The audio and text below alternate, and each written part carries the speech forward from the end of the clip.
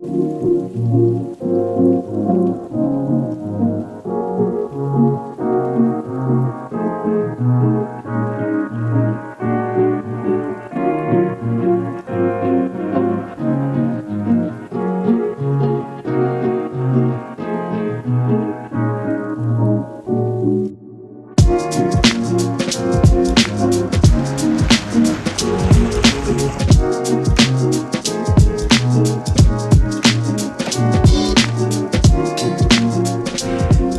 wanted to make a quick video basically explaining what's going on with the different cars on the channel, so the 944 and the E30. Explain why I haven't made a video on the 944 recently and what I've been doing with this in the meantime.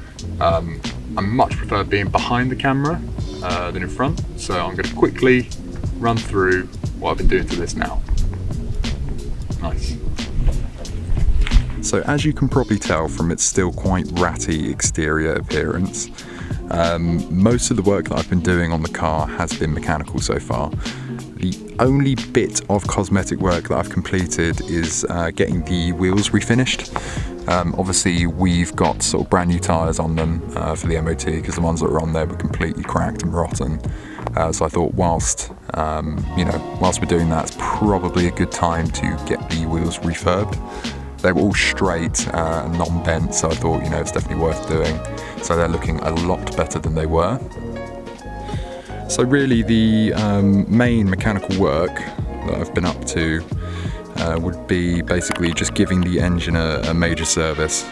So it's got about, about 140,000 miles on the car. And I don't think the timing belt had been done, or if it, had, it been a long time ago. So I've put a new timing belt, obviously rollers and tensioners in there. It's had, full service basically, so spark plugs, air filter, oil filter, fuel filter. I've also done all of the fluids as well, so coolant, engine oil, power steering fluid, all of that lot, that's all been changed. Obviously, as you can probably tell, that radiator looks slightly too shiny for a car with 140,000 miles. So it's had a new radiator after the threads for the bleed screw on the old one decided to strip. So that left me with basically a completely useless radiator, which was fab. So yeah, the whole cooling system is working really nicely. Trying to think what else we've got on here. Yeah, so we've got a new throttle cable because the previous one was sticking slightly. So yeah, whole new throttle cable as well. Anything else? Yeah, all of the brake fluids have all been sort of flushed, and yeah, brand new fluids for the clutch and brake. So that's all good. And as you can see, we have got a new battery as well, which is good because the last one was slightly manky. So yeah, one quite encouraging thing about the engine, when I first got the car, I wanted to check that the oil delivery pipe for the cam wasn't blocked, because that can be an issue with these engines. So yeah, upon inspection it was all sort of delivering oil perfectly, and there wasn't much scoring on the cam itself, so that was yeah, that's particularly encouraging. And in general, I think this engine is in quite good health, to be honest. So in terms of the electrics on the car, I was quite lucky in as much as, even though the car had been sat for quite a while without any love or attention, they all worked pretty much perfectly. So all of the lights, everything in the interior, it all works without issue, which was, yeah, a nice surprise, because even when I got the 944, that had a few sort of electrical gremlins that I had to get sorted out. So yeah, it's definitely saved a bit of work with this one. So for anyone watching outside the UK, every year cars need to go get inspected, basically, to make sure that they're safe for the road. So, being that this had sat for quite a few years, this obviously didn't have an MOT, and hadn't had that inspection done in, I think it was about sort of 4 years or something like that. So I'm sort of happy to say that it went for its inspection recently and it got a clean bill of health. So that's, that's sort of the first job done. I wanted to make sure that all the mechanicals were good and that it was reliable before sort of moving on to any cosmetic jobs. So yeah, next I'll sort of run through what I want to get done in terms of cosmetics and non-mechanical work. So as you can see, the paint is pretty thrashed. It's been sort of parked up in the sun for a long time, and there's a lot of sort of sun bleaching and, you know, bits where the clear coat has just sort of come off and stuff.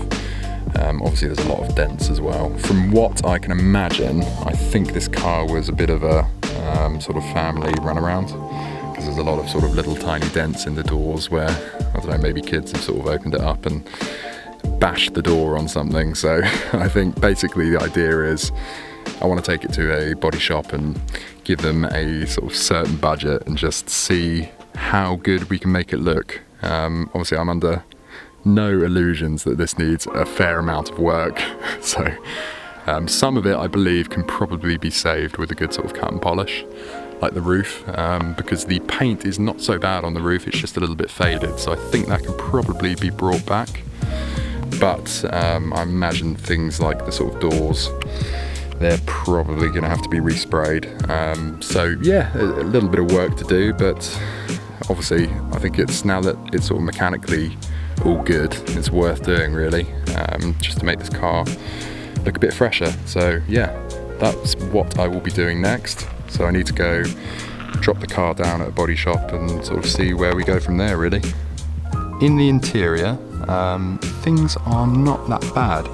I've given it a quick clean, but not particularly deep clean so far, so some bits are a bit grubby and can definitely sort of be improved, like some of the sort of vinyl on the doors and things like that.